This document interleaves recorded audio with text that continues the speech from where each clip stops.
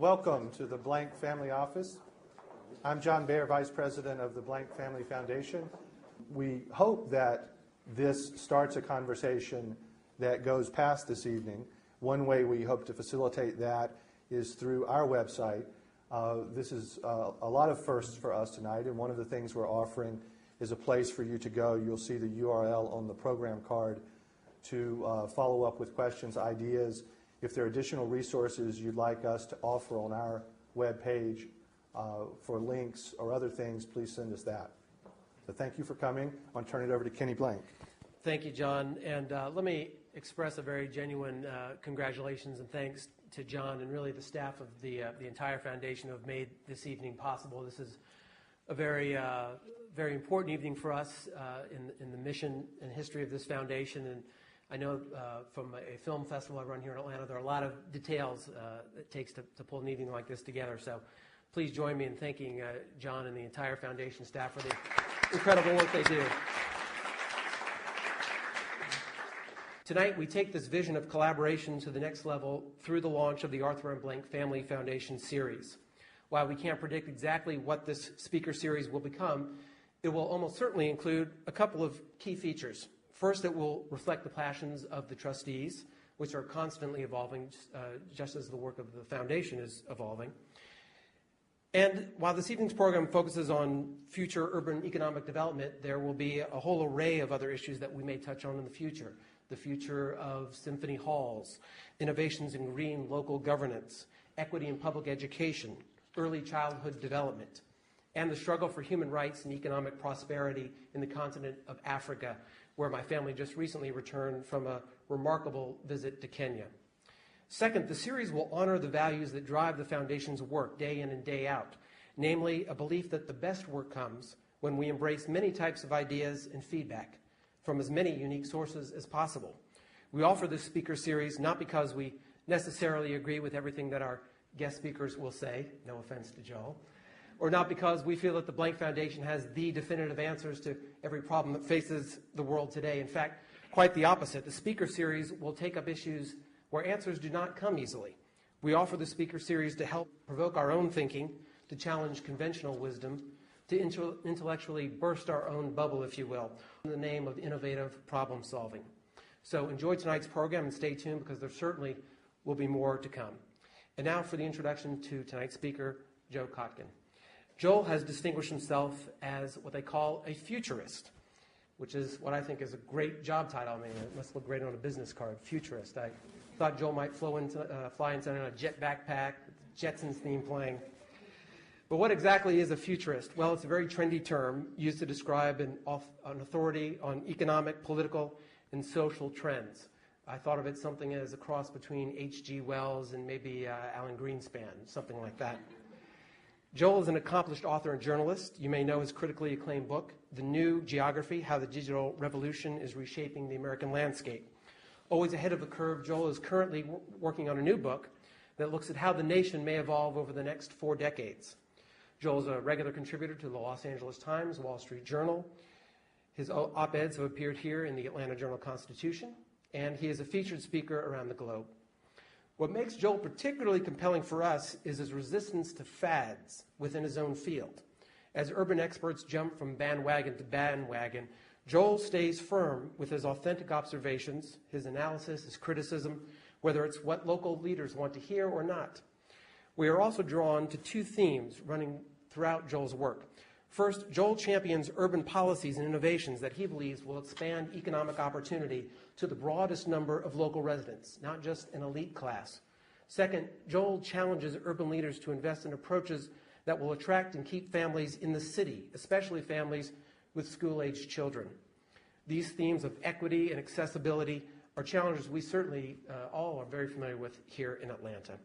As a newcomer to our city, Joel brings with him all the advantages of being a newcomer and looking from the outside in, and we look forward to learning alongside all of you tonight. And with that, I'm pleased to welcome Joel Kotkin. Thank you. Okay, well, I didn't arrive on jet skis. I came in a Prius. I guess that's reasonably futurist. Thank you very much for that kind introduction. I have to say, first of all, as much as, we do use the term futurist, or it's been thrown at me. I really see myself more in the light of urban historian, because I think if you don't understand the past, and I think one of the reasons I have this consistent view on these issues is because I've studied the history, and therefore I understand that the world wasn't created when the internet came into existence, and that there is something that I think is very, very important and profound in understanding the history and evolution of cities that will continue to be relevant. So what I try to do is combine a notion of the past with a view of the future. And one of the things that I've always found interesting is how many futurists absolutely have no interest in the past. And, sort of probably not a very good track record on that. Now, I'll start off here with the notion of what is a city about? People don't ask the question, why do we have cities, okay? And how did we have them in the first place? And Jacques Ellul, a French theologian, wrote that, of course, the first city was founded by Cain, who killed his brother. So, urban crime started in the beginning. And he said, for God's Eden, he substitutes his own. And one of the things that I think we want to do as we create our city, and both the city formally and the expanded city, the city that is really the 4 or 5 million people of Atlanta, not just the 400,000 people, because ultimately the urbanism of the 21st century is going to be vastly dispersed, and there's no way of stopping it. And the question is, how do we make that a livable and environmentally friendly and good for families and good for children, something that we'll be proud to know that the next generation had. Somebody asked me today, I said, what was the biggest thing that I would sell Atlanta with? And I said, trees. And I think they were kind of shocked by that. I mean, maybe coming from Southern California, I'm kind of impressed, maybe easily impressed. But you have trees in these tree-lined neighborhoods, and that is perhaps your most precious resource. And if you can develop in some of your new programs those kind of tree-lined neighborhoods, because you do have the empty land, even in the city of Atlanta, I think that's something you might want to think about. The great thing about doing the history of cities is that I got to spend 3 years doing nothing but reading the history of cities. So one of the things I thought about is when you think about cities or regions, if we want to talk about it as a region, all through history there's always been this struggle between one city and another over primacy. Like we could say, if you look at Atlanta in 1900, 1950, it made a move up. It wasn't a serious world-class city until 1990, 2000. Now, one of the things that you're going to be dealing with here in Atlanta in the years to come is you've got other cities in the southeast that also feel that they want their moment in the sun, and they're going to become competitors. You're going to have a competitive product, not just with New York. You could compete with New York. New York was so badly run, so expensive, and had crummy weather that you were able to take people from that. Now you're going to have to compete with Nashville and Houston and Charlotte and other cities that have some of the cost advantages of the Southeast and are very determined to play their role. So, Plato talked about cities always in a natural state of war, and he would say, well, and when he said not indeed proclaimed by heralds, but everlasting, of course the Greeks' favorite thing was to kill each other, and so that was part of it.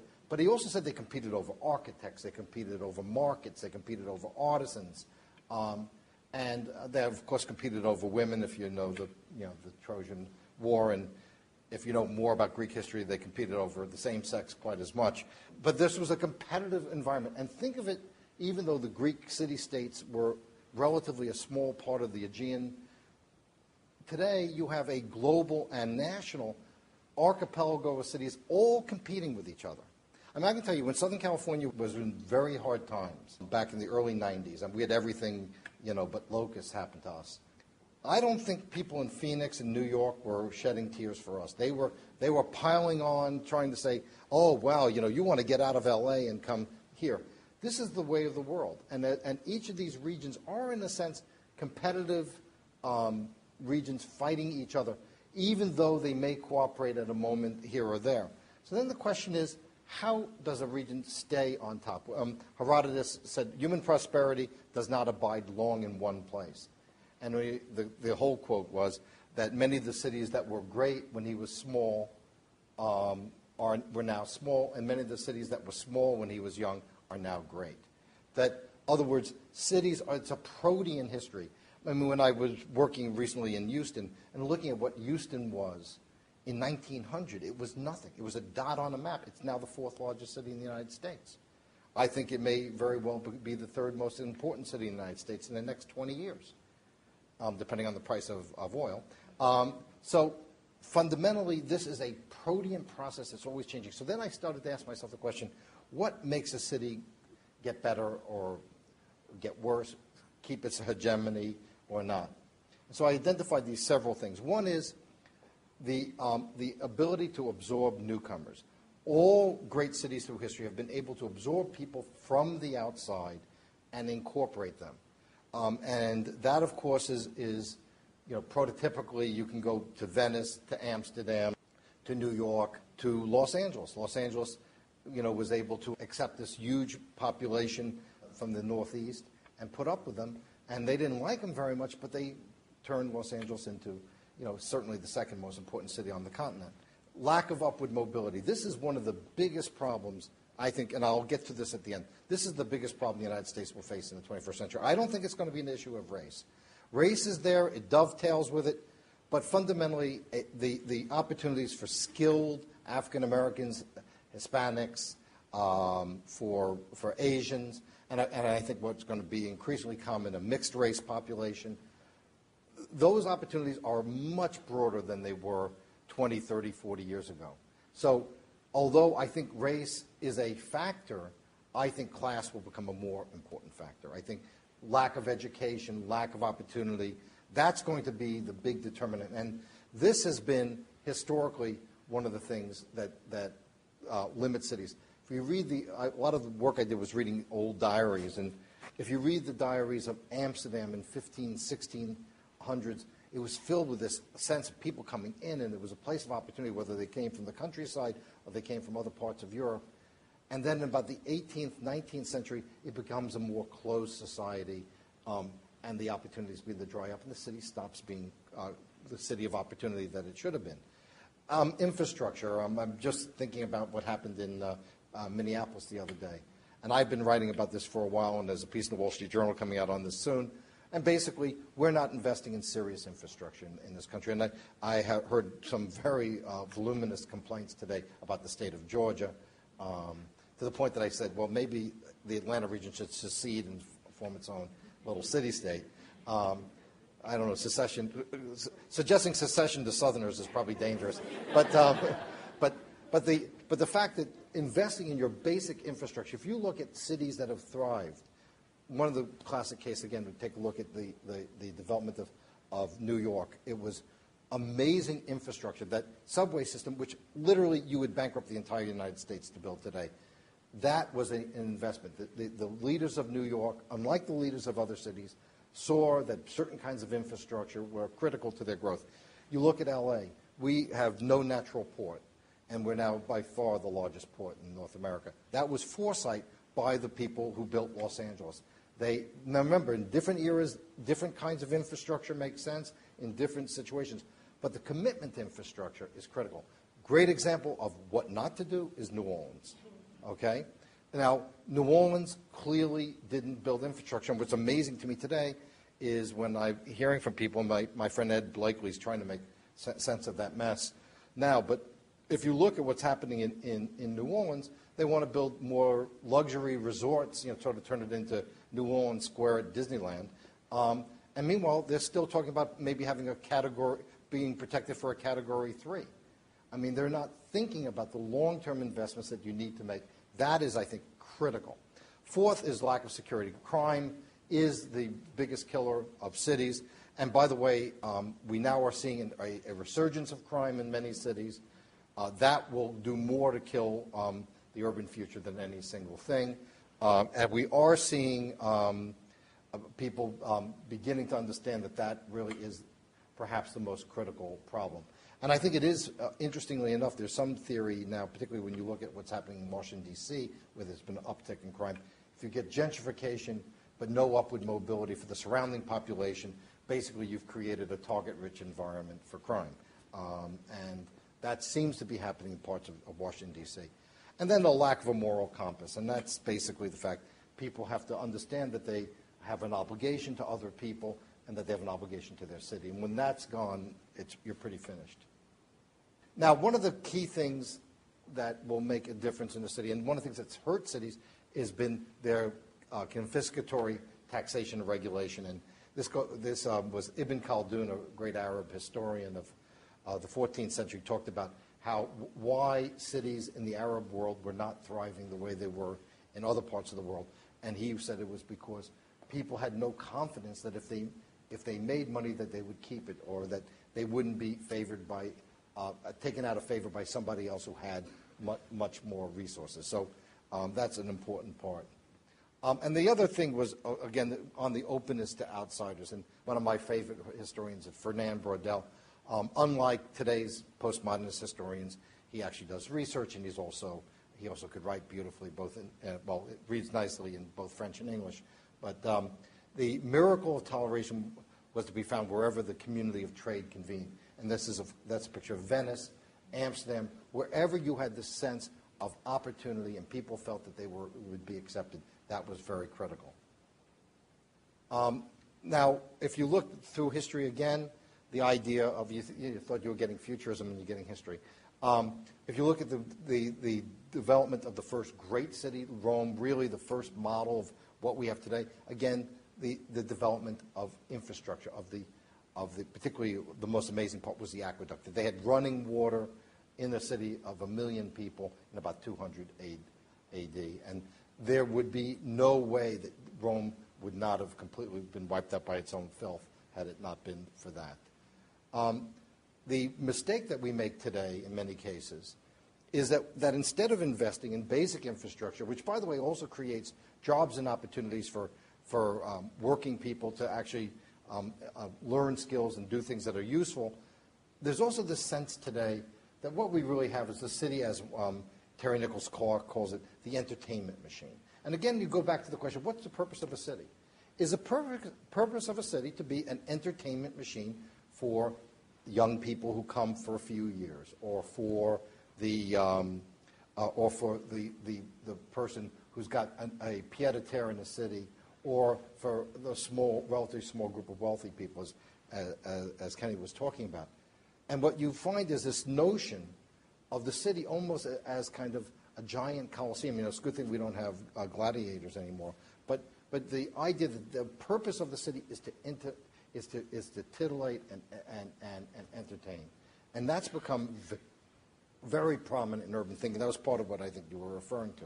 So I tried to understand this issue of culture. There's a lot of talk that, well, the real strength of cities is culture, and culture is what's going to make them successful. First of all, we have to understand how culture is actually created. If you look at it historically, usually you have a thriving commercial community. That thriving commercial community creates patrons who then are the ones who support the arts. Then there is this growth at the same time of a middle class. Usually the artists are the children of the middle class. That's usually the angry children of the middle class who don't want to do what their parents did. And so we sort of have it backwards. We say if we have a great art, we'll have a great economy. There's just no evidence that happens. And one of the things that we tend to forget about is that causation. Like, for instance, I was reading a piece about Savannah, and some newspaper columnist said, well, Florence was a great city because they had great art, and that's how it became a great city. And I'm saying, I don't think so. If you read the history of Florence, was it was a textile town that made so much money off textiles, started loaning money. Then they had the money to pay for the artists, most of whom were not from Florence, and that's where you get that development. You think about New York City in the 1880s, 1890s, Europeans would come there and say, no, everyone's just interested in money here, there's no art. Today, I think it would be hard to doubt that New York is certainly, if not the cultural capital of the world, it's certainly up in the first rung. So first comes the economy, then comes the arts. And then the arts become an attraction to the people there, and it's a good, sustaining thing. But I think we've sort of been mixing up the order. So again, I would make the point that if you look at the United States, you look at the building of the United States and the building of cities, it was really a lot about brick and mortar, a lot about building the infrastructure, which allowed for businesses to thrive, that allowed for upward mobility. And that's really what I would call kind of this back to basics approach. And we've done this before. You know, people say, oh, the urban problems, we can't do anything about it. Well, if you look at the history, in the late 19th century, the cities were in terrible shape. There were very high death rates. They were filthy. I took my 12-year-old to the Tenement Museum in New York City in April.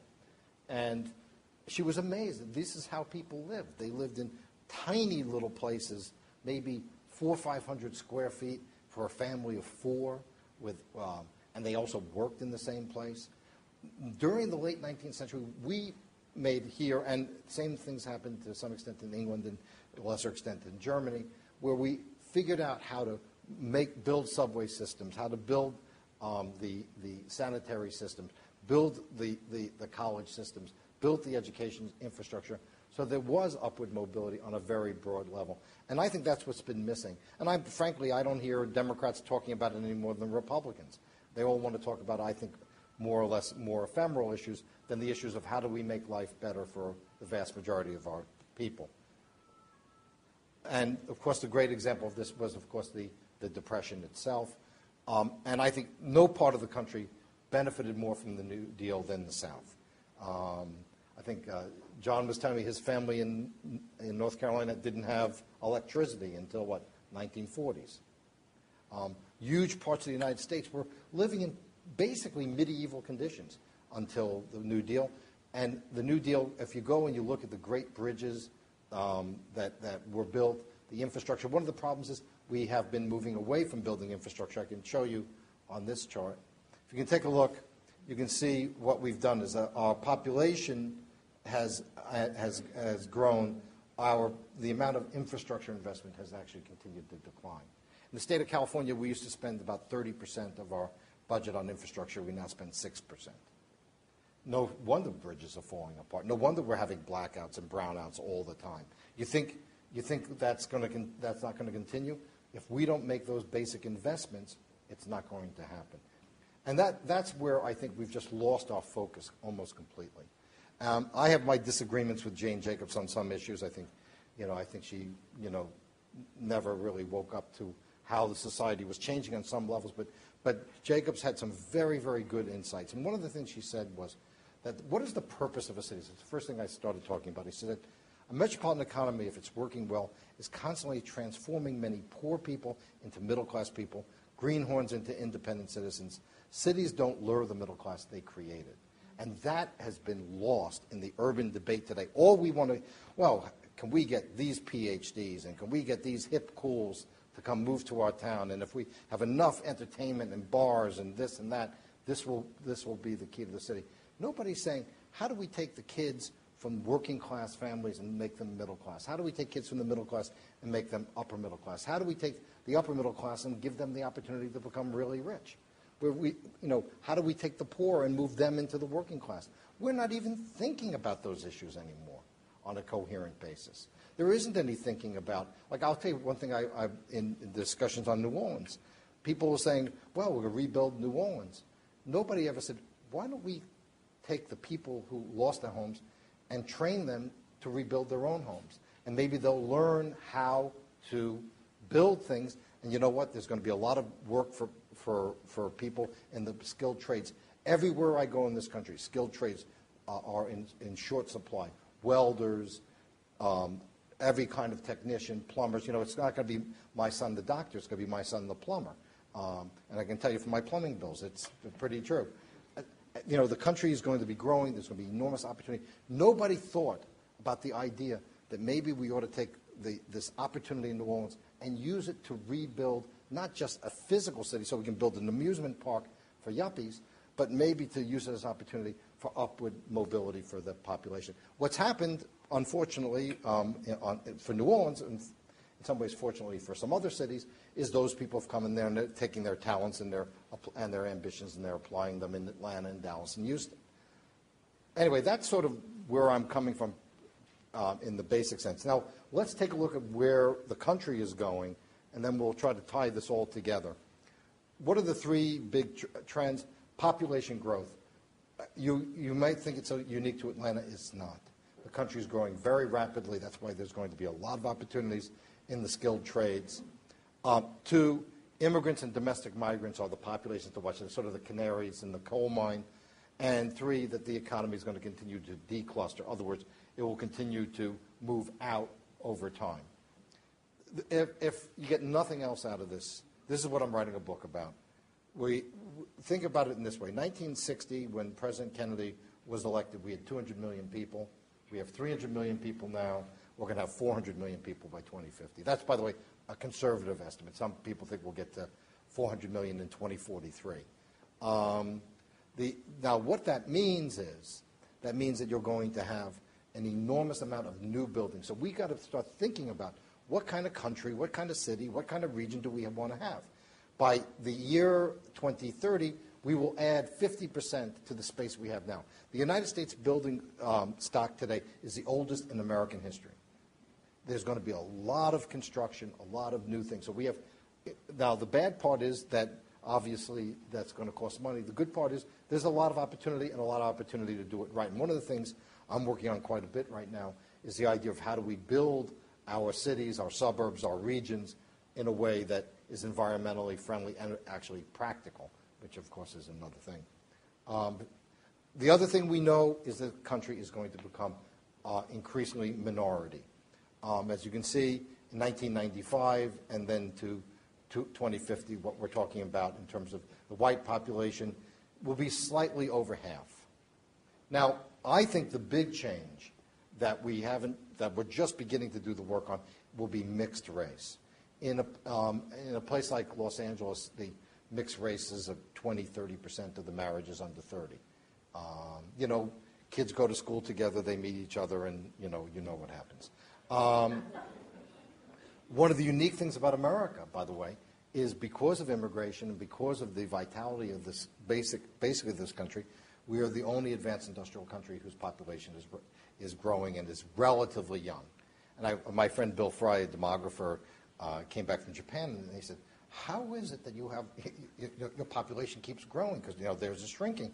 And he said, well, you know what? If I got to tell you, then you're in more trouble than I thought.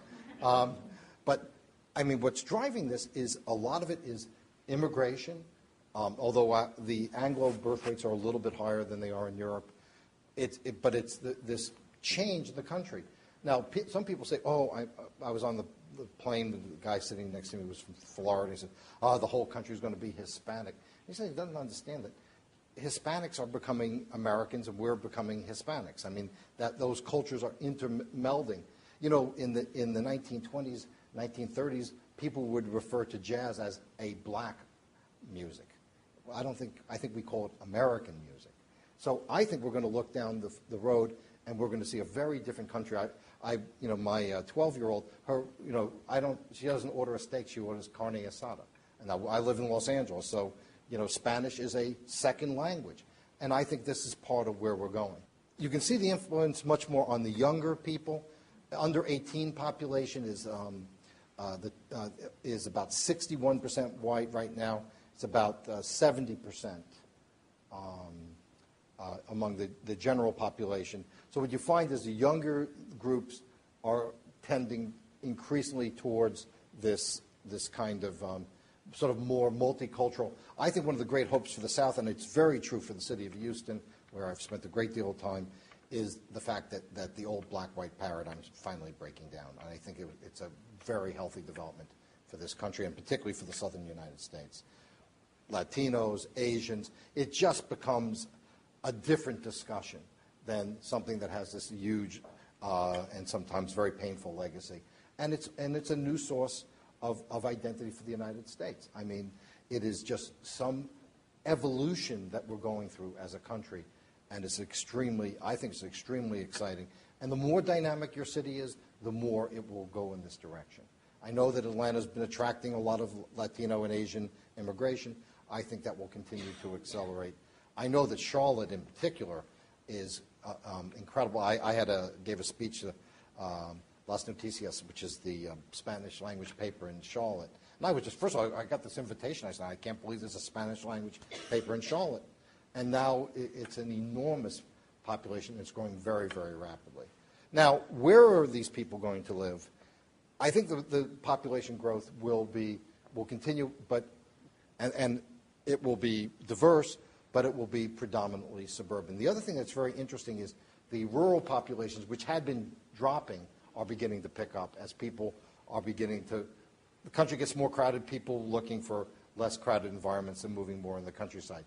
I think that we have to fundamentally understand, if we're going to keep people in our region or in our city, that most people want a single-family house, 83% roughly, that this is the universal aspiration. Now, it may change somewhat over the years as people get to be much older, let's say in their 80s, they're going 75, 80, they may start to want to live in small places. Of course, young people will live in small places, but they're a small percentage of population.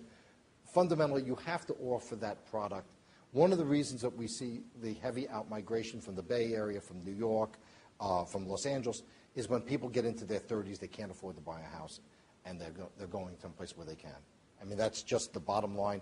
If you look at Jim Johnson's work at the University of North Carolina on African-American remigration to the South from California and the Northeast, it is housing prices that's the main driver. So people are continuing to move to the suburbs. That's going to continue. Get used to it, adjust to it. That doesn't mean that there isn't a role and a future for cities, but understand that that's where the action is going to be. And if Atlanta is going to work as a region, it's got to work not just as a city, but the suburbs have to work as well. Look at 2000, 2005, you see in metropolitan America, we gained 2.4 million people in the major metropolitan areas, and the part of the central city was 821,000. So we know where the action is. Well, whether it will slow down, I think cities have stopped shrinking. Some of them have started growing. Atlanta, I think about 8% of your growth since 2000 has been in the city of Atlanta, but 92% was someplace else. Again, here's a little bit on Atlanta. And I've been looking at the numbers. In many ways, the city of Atlanta shows some very good trends, particularly compared to many other cities. One big thing I'd like to look at if I was going to do research is to instead of taking just the city of Atlanta, looking at your inner ring, that is, let's say, within 5 miles of the city boundaries, because you're an older city and your boundaries haven't increased. But you take the city of Phoenix, which is big, they're about 22% of their growth has been in the city limits. City of Houston's about 12%. And I think the difference may be accounted for by the fact that you have a relatively confined space. Just so you don't feel bad about it, everybody else is doing the same thing. Cities around the world are all growing in this horizontal fashion. And there's a very good paper came out of Princeton recently, which showed that even in Asia, in the developing world, but also in France, even when you have $6 a gallon oil and you have great mass transit systems, better than anything you're likely to build here, you still have people living on the periphery. That's just what's happening, and so that's part of what you have to adjust to. Okay. Where do Americans want to live? We have 100 million people, so I keep thinking about, okay, where am I going to stick these 100 million more people? Well, every survey for the last 40 years shows somewhere between 10 to 15% of the population wants to live in an urban environment. Now, that's 15 million people. It's not chopped liver, but it's not the majority. But there are 15 million people. Now, that's where you start to think about, well, okay, I'm Atlanta. How do I get my share of that 15 million people who do want, the city of Atlanta, who do want to go in and live this urban lifestyle, either for a short period of time or for a long period of time? But most people are going to continue to go to small towns or suburbs. One thing we do find is that people are looking for suburbs that maybe have more of a town square or a town center that has more offer than the traditional suburb, but still mainly suburbs. What's interesting is the suburbs are changing. You know, the academic literature is, suburbs are racist and exclusionary. Well, first of all, what we now see is more and more non-families living in the suburbs. One thing we know for a fact now is about 70% of empty nesters, what they call retire in place. In other words, they don't move anywhere, they stay where they are. They stay in their houses. That's where their churches are, where their families are, where their jobs are, since unfortunately the IRAs didn't work out the way they thought, and so they have to work. So what we're seeing is a lot of non-family growth in the suburban area. So the suburbs themselves are going to have to change. I mean, one of the things I spoke about at Aspen 3 weeks ago was that every place is a city now. that the idea that the city is this and the suburb is that, that's going to break down. At some point, it's already breaking down in areas where the cost of land is getting so high. And what you'll see is, of course, the movement of minorities. I'm actually in many cities, the best ethnic restaurants are already in the suburbs. 50% of all immigrants now move directly to the suburbs. The most diverse counties in the United States are in the suburbs. The most diverse county in New York City is the county of Queens, which is the most suburban of our counties, except for Staten Island, and that's also changing. In 1970, I think it was about 95% of the suburbanites were white. It's close to about 30% non-white now. 1 out of every 3 African Americans lives in the suburbs. So the idea of the city is this and the suburb as that is really breaking down. We almost have to think of them as a part of a continuum as opposed to a polarity. Now, will this lead to more density? Obviously, if you add 100 million people, you're going to have more density. I mean, the price of land itself will drive the process. How do we do it? How do we do it in a way that's acceptable to people? How do we do it in a way that's environmentally acceptable? That's what I'm dealing with in large part. If you look at Phoenix, a very sprawled out city, you can see that the densities that had been dropping have started to increase. We actually find now that many of the, in the Southwest particularly, and also in Houston, that many of the newer suburbs are actually denser than the older suburbs. Now, for instance, I live in an old suburb built, L.A., almost ancient, 1930s, in the San Fernando Valley, and the kind of yard I have, you would have to pay $10 million to have in the outside, because it was an old suburb when it was a bunch of farms that was subdivided in 1930. So what we're seeing is that even in the periphery, you're beginning to see increasing density. Now, we were talking about this afternoon, and I think the question is, how do you get that density and keep townhouses, single-family houses, which is what people want? You're probably going to look at 8 to an acre, 6 to an acre, 4 to an acre, certainly 4 to an acre.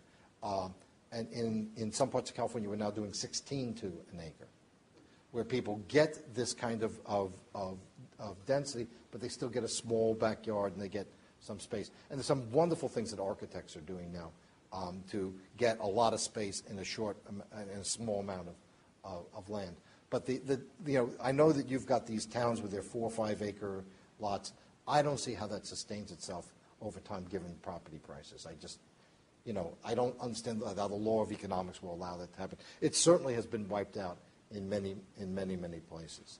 And what may happen is those places will be there, and they're going to be leapfrogged by developers who are going to go 20 miles out further, and they're going to build these more coherent town centers because people will not be able to afford these other places. This will follow with the jobs. As you can see, the job movement continuing to go outside. Here's, I thought, a really interesting statistic. In all the time I studied American urban development, from the 1890s on, you had massive office building in every economic boom.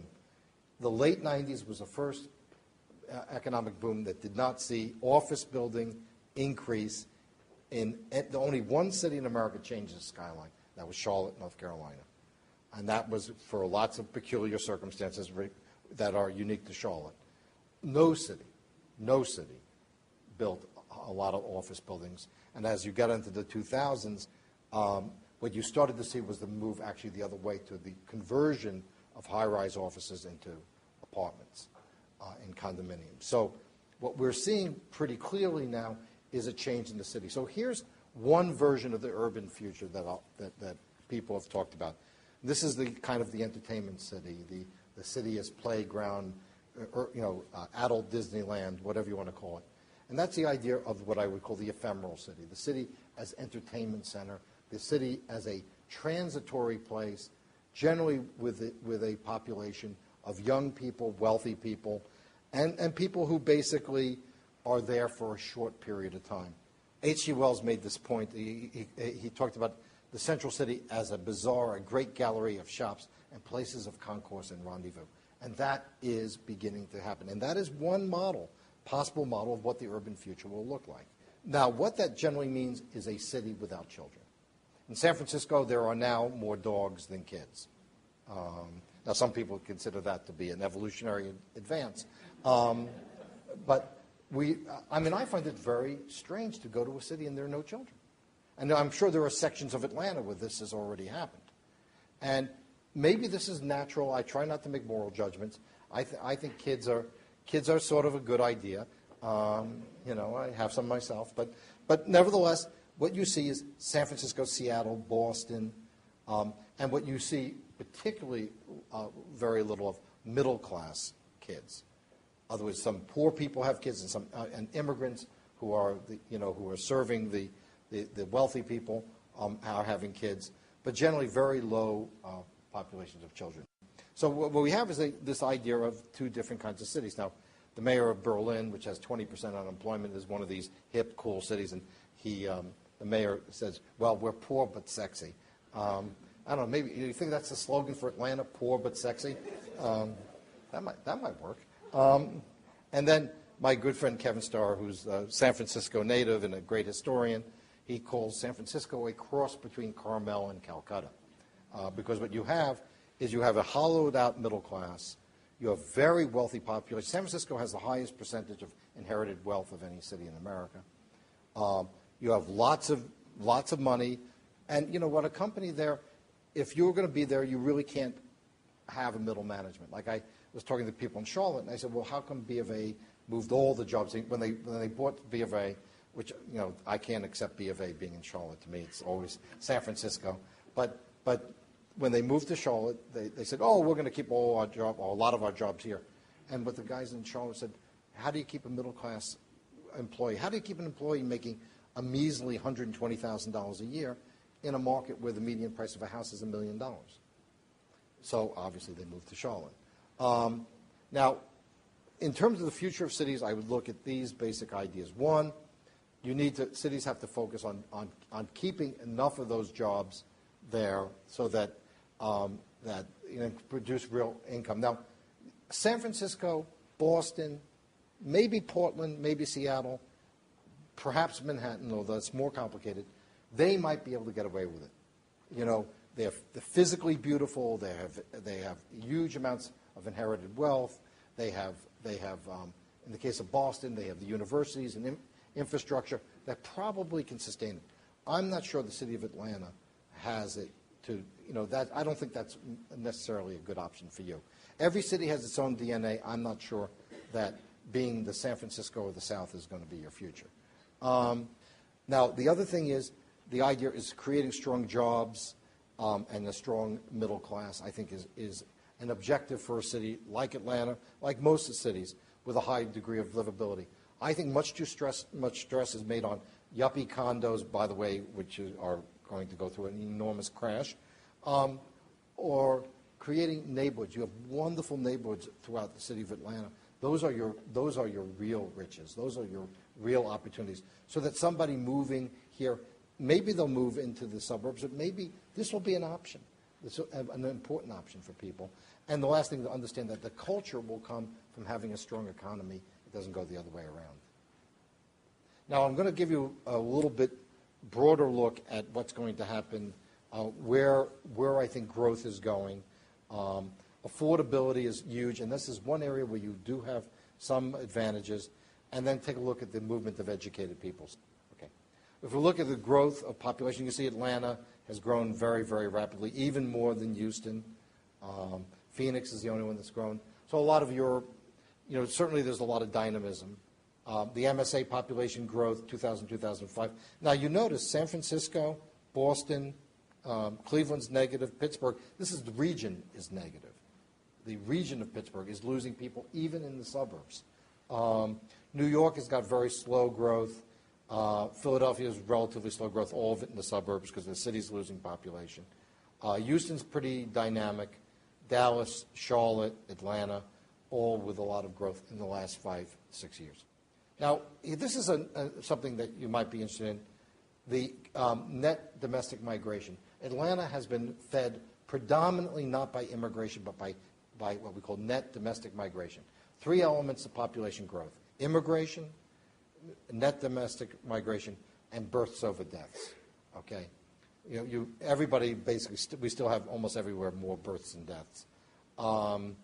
The growth in Atlanta has been domestic in-migration. Again, this is a regional picture. The domestic in-migration seems to have slowed a little bit from where it was, but it's still reasonably strong. If you take a look at this chart, we tried to say there's a national mean, and that's for average immigration rate and the average domestic migration rate.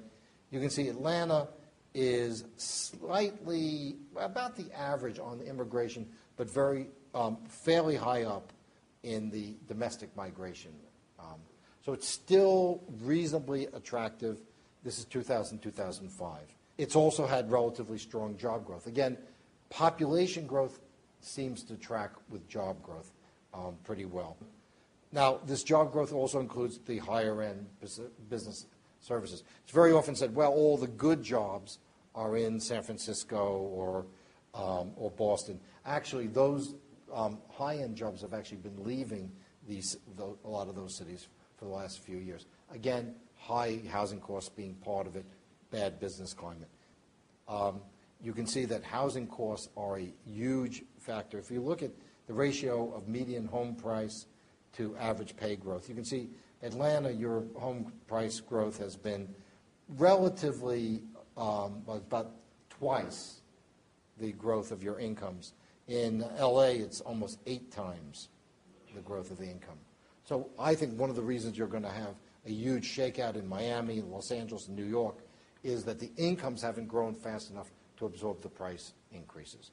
And so I think you're going to have a real shakeout there. You can see the Affordability Index. In LA, it's now about 5% of the population can afford a median price home. 5% of the median families can afford a median price home. New York, it's under 10%. San Francisco, under 10%. So what you've got is what is emerging is a brain drain as well from these places of middle-class families looking for places that are affordable and have, in many cases, have at least some of the amenities. And there where I think this is the one that it was brought up today, Atlanta was the young and the restless, that whole nonsense. Okay. Now, first of all, that was based on the 1990. We've moved 1990 to 2000. We've gone to 2000, 2005. Atlanta does reasonably well. But when we broke it down further and we started looking at, after the age of 30, it's to the suburbs.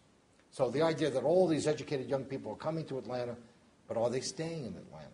And that's the issue that nobody seems to want to address. How do we take this young person, they come here, they meet another young person, they think about starting a business or having a family or buying a house. How do you get them to stay here? Now, you're not going to get all of them, but can you get enough of them to begin to rebuild the middle class in the city? Atlanta seems to have lost a little bit of its momentum in the last year or two. We'll look for the longer figures. The other thing that just to keep in mind is what drives this, and what drives it is job growth. Now, you look at San Francisco. San Francisco had big in-migration, very attractive place to live, San Francisco, Oakland area. But when the job engine stopped, and it's really still not very strong, the migration of young people. People say jobs go to where the talent is, and the talent doesn't go where the jobs is. It's simply not true. I mean, yes, there are a certain kind of person who will go to the place they want no matter what. But I'll tell you one thing that's very profound is this change in the price of housing, this equilibrium between income growth and housing prices has changed a lot of that. When I was doing work in St. Louis, I did a focus group with Washington University medical school postdocs. I mean, the creme de la creme of any city would want. I said, what are you doing in St. Louis? I mean, you can go anywhere. You can get a job anywhere. And you know what they said? They said, I'd love to be in San Francisco. I'd love to be in San Diego. I'd love to be in New York, but I'll never be able to buy a house. And that idea that they could never buy a house changed the migration pattern. And that's something that a lot of theorists have missed. The other thing, obviously, to some extent, is the tax structure. If you have extraordinarily high tax structure, that will cause problems. Atlanta seems to be kind of in the middle of the high tax, relatively high tax area. Not as bad as some, not as good as others. Now, given all this, okay, where do we go from here? First thing is every city has a different DNA. Every city should have a strategy that makes sense for it. Now, I'm not going to give you a lot of specifics on Atlanta because, frankly, I don't know enough. I mean, Maria helped me a little bit the other day. I've read some books. I looked at the numbers. But, you know it better than me. And when I work in a city, I don't come in with, I've got the formula. I'm going to plug it in no matter what. What I do is I try to learn something. But one thing I do know is you've got to have something that's based on your own reality. So one thing is that you can't market yourself as hip and cool, and that's a substitute for an economic development strategy. I love that slide. Jennifer Granholm is the governor of Michigan, who I think is one of the bigger buffoons in American politics, which is quite an accomplishment. And she had decided, her office called me up and said, "Oh, we want to do a story about how everybody's moving back into the cities." And I said, "You mean Detroit?" And I said, "Where is your evidence?" And anyway, they never talked to me again. And so her theory was, we're going to do the Cool Cities campaign. Cool Kalamazoo and all this stuff. Well, and as this guy said, you've got to have a campaign to say you're hip and cool. I can tell you, New York and Los Angeles doesn't have to have a campaign to say we're cool. You either are or you're not. Now, so what are the real issues? So I think when you start off with what are the issues that Atlanta, and in particular, because I know you do have a high rate of poverty in this city, is this question of class inequality. I think, by the way, that is something that is going to be the critical urban issue in the next few years. Because what you've had is, as cities have moved to this sort of luring the middle class instead of creating it, what you've been getting is, yes, you've had some growth of this young professional and some, pied-à-terres, empty nesters, that population, and that's okay, but you've had no upward mobility for the middle class, or very little. So I think that one of the big problems is we have, one, with immigration, it brings wonderful things, but a lot of the immigrants, particularly Hispanics, are poorly educated. Their parents will accept certain kinds of jobs, but their children will not take the same jobs. And so the question is, if we don't figure out a way to take these kids who are probably not going to be, university graduates, but they may be able to learn a skill which will pay them a good amount of money and to give them some form of upward mobility, we're going to be in serious trouble. No society can sustain a large number of alienated young people for a long period of time. I think we should have learned that lesson, but somehow we forgot about it. The biggest issue in American cities, I remember, I was with some mayors, and they said, "Oh, well, we're doing this, we're doing light rail, we're doing that." And I said, "Well, what do you think the biggest issue is?" I said, "Your high dropout rate. City of Denver's got a 50% dropout rates in the high schools. What do you think these people are going to do? You think they're all going to leave? They're going to be here, and they're going to cause a lot of trouble, and they're a huge drag on your economy.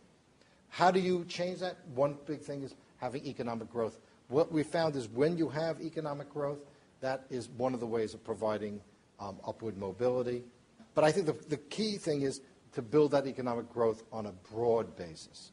What I'm seeing in some very interesting examples of cities that are doing a good job, Houston's one, Charleston, South Carolina, has put a lot of money into skills training, job training.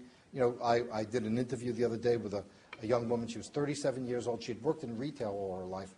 She was making $8 an hour after 10 years of work. She got a job with an industrial firm. She got some training, and now she's making $15 an hour. She said for the first time in her life, she's thinking of buying a house. She's thinking about being able to help her kids go to college. We have to start thinking about how do we create upward mobility jobs. So I think you have to look at creating and preserving the neighborhoods that people would want to live in, and doing the basics, the ports, the airports. I'm sure that I know in many cities, the airports are an enormous driver of upward mobility and of decent jobs. I think the whole idea of building an infrastructure so that people can get around and they're not stuck in traffic. One of the ways to help downtown, frankly, is if it was easier to get there and to get out of. And I don't think light rail is going to do it. I think there are other ways of getting there, but the infrastructure spending. And the basic idea is that the city has to see itself as an organism that is there to help create a new middle class and provide upward mobility. Because if it doesn't, those people will find their upward mobility somewhere else in the region or someplace else. And so fundamentally, we have to begin to understand this is not a political issue. I mean, I chastise the Democrats, but Republicans really know better. No one is focusing on the basics. I mean, I was just thinking about all the signs we have of our infrastructure falling apart, our urban infrastructure falling apart, the blackouts that we have in cities. The city of St. Louis, there were months where there were blackouts, as Queens, New York, blackouts, where literally there was no electricity. What is this, some sort of third world country? In some places, in some ways, we're becoming a third world country. Basically, nobody wants to do the dirty work. People want to open convention centers. They want to open up art museums. They say, oh, look at that luxury condo that nobody's going to live in. But all that kind of stuff, they're all excited about that. Nobody wants to talk about cleaning the streets. So LaGuardia, a particular hero of mine, said there is no Republican or Democratic way to clean streets. And LaGuardia is a little bit of family history. He married my parents, but the other thing that I thought was really interesting is that my father's family, it was the first time both of my grandparents on my father's side voted for the same person, because my grandmother was a socialist and my grandfather was a Republican, and he ran as a Republican socialist candidate for mayor. So let me just say where I think things are going and what the issue is. And again, I'm here really to get you thinking about the issue. What is the issue for Atlanta? I think that it's, yes, doing things in downtown is important, but that the issues are livability, affordability, nurturing your great neighborhoods, trying to keep the middle class here for a longer period of time. Take advantage of the fact that Atlanta has lured these people in and figure out what they need when they stay. What you need when you're 25 and when you're 35 changes. You're not quite the party animal at 35 that you are at 25, usually. And think of things like the vocational education, the community colleges, instead of always trying to be in competition only for the top of the equation, because I think people have just forgotten that. And the key thing is to look at the basics things that have made great cities. And I've read, a lot of urban history, and all great cities put their priority on infrastructure and on doing the basics right. And Atlanta is certainly not too far gone to get it right. And I hope that you will at least use this speech at least to stimulate debates about things and about issues that are generally ignored. Thank you.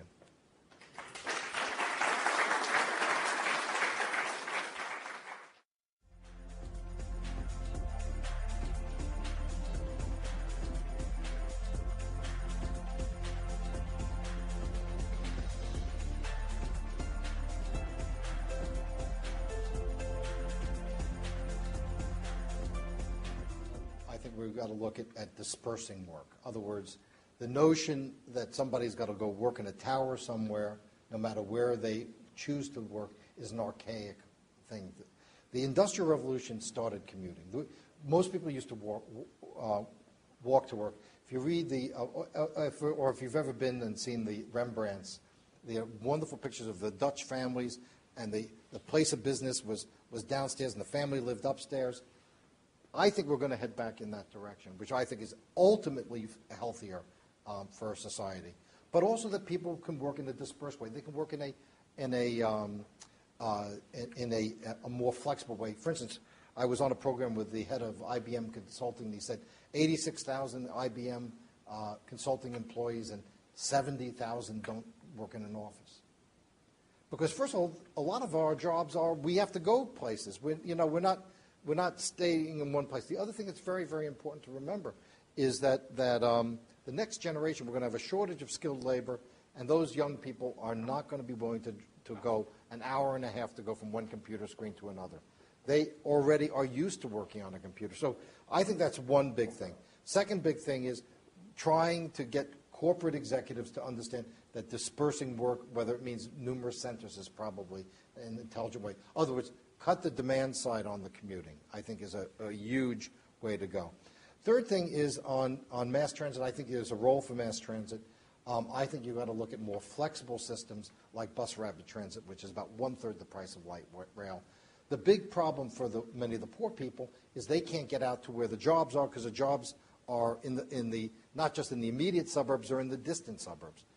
Well, if a BRT is 1/3 the price of a light rail, you can build, obviously, you could argue, 3 times as much and go more places. I am to live right near the most successful BRT system in the United States, in the San Fernando Valley. It works brilliantly. Meanwhile, the Gold Line, which is a light rail system, is doing poorly. The Red Line gets the subway gets about a third of what its projected ridership was. So I think we have to look at a mix of things. The other thing we might want to look at is within areas some sort of jitney service, so that people don't necessarily have to get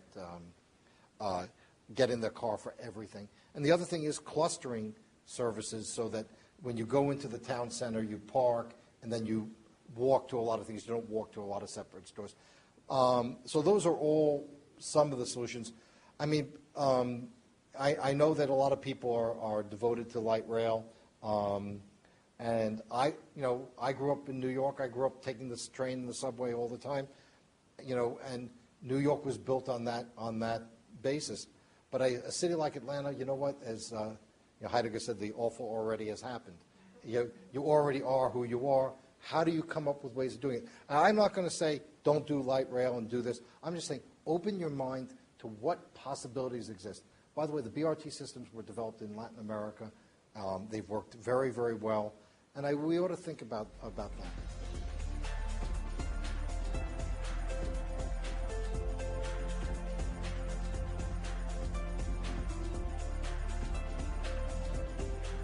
Well, those are also numbers that are, if you also added the amount of time it took to get to work and you figured that in, then in other words, you can cook the numbers in a lot of different ways.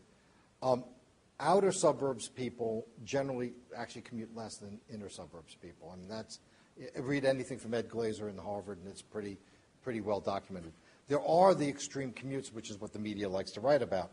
But the biggest problem is time. Time is money. And one of the big problems is, where I'm working now in New York, the longest commutes in America are in Queens and Staten Island.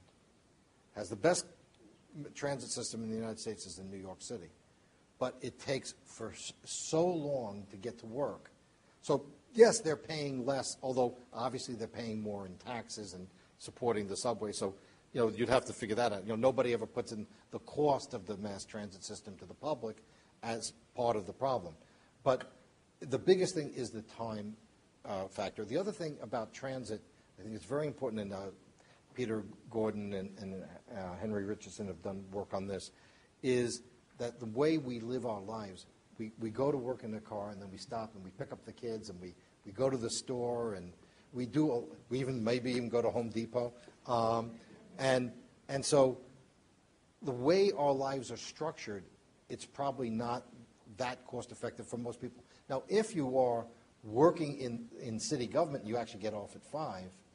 Maybe that you can do that.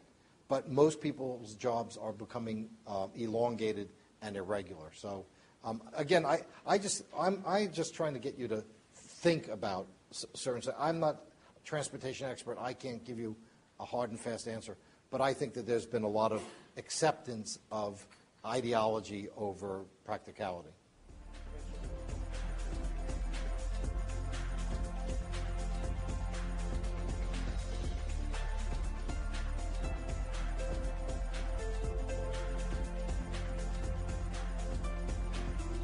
First of all, there's an enormous pool of capital in the world that can be invested in infrastructure.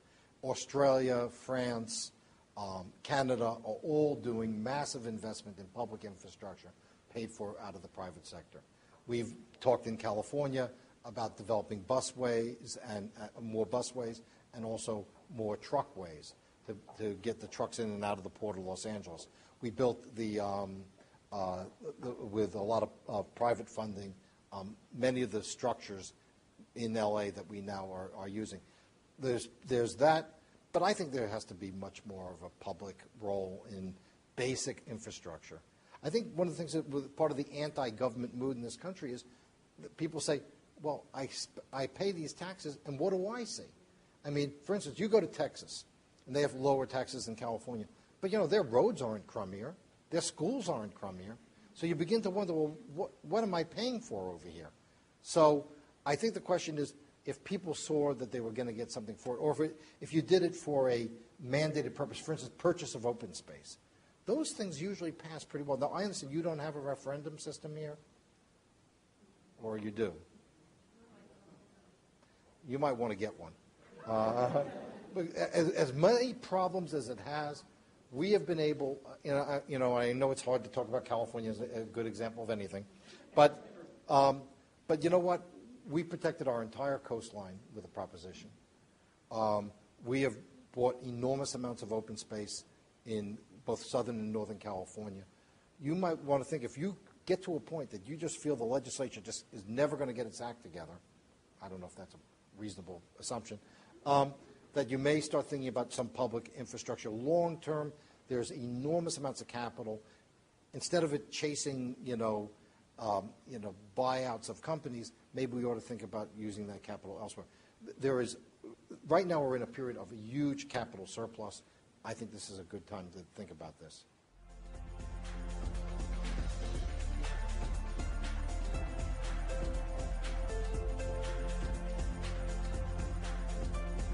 Well, the fact is you have the chance to start anew. That's always a good chance and a good thing to do. I would love to see, you gave me some description of it. Now, there's an opportunity to build middle-class housing, workforce housing. I would not use the word affordable. I would use the word workforce. What you say is, would you like a cop living next door? Would you like a teacher next door? Would you like a nurse next door? That's a very different thing than saying, do you want a poor family on welfare next door? That's a different story. That's just reality. I think again, from an environmental point of view, if you can build relatively low density, it could be townhouses, 2 stories, 3 stories, with lots of trees, that from the cooling point of view, that's extremely effective. I was going over a huge report from my partner on some of this stuff in LA, and the effects of trees alone are profound. The higher the buildings, the more you obviously get rid of the effects of the trees. You have a green climate. You have tremendous tree cover. When I drive along and I see these concrete canyons, I can tell you what the heat effects of that are. They're terrible. All the steel and glass being reflected, not a good idea. So I think the idea from what you showed me of the plans of having a necklace of parks, of single-family homes, of townhouses, of some 2-3-story places. And maybe, you might want to see, maybe there is a role for a bus route that goes along it, or a BRT that goes along it, or a shuttle service. We were working with the City of Irvine. We were proposing, they were going to fill in the Irvine Fashion Square. When you actually work on cities, your theories begin to change a bit. They had this huge parking lot, and they were going to fill the parking lot up and build low density and more moderate density. And they said, but what about the traffic effects? And we said, well, what about the idea of a for-profit shuttle service that was available when people needed it, that was running around 24 hours a day? And so I think there would be really, what you can do with the Beltline is you can really innovate and really do something interesting with it. And if you have your objective to keep the middle class in the city of Atlanta, it's a great opportunity. That's the most exciting thing I've seen about Atlanta from all the stuff you sent me.